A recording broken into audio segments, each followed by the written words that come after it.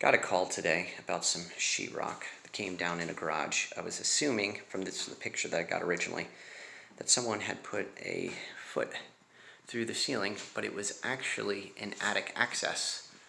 I went to take a look, looking for the trim. There was none. What happened was the builder used 3 roofing nails on either side. See if I can zoom in on it. Up there it is. And what happened is they eventually let loose, and the whole piece fell down. This is a 10-foot ceiling and could have really caused some serious damage. So I'm going to add some trim and paint the sheetrock, throw a little texture on it, and freshen it up, give it a better look anyway.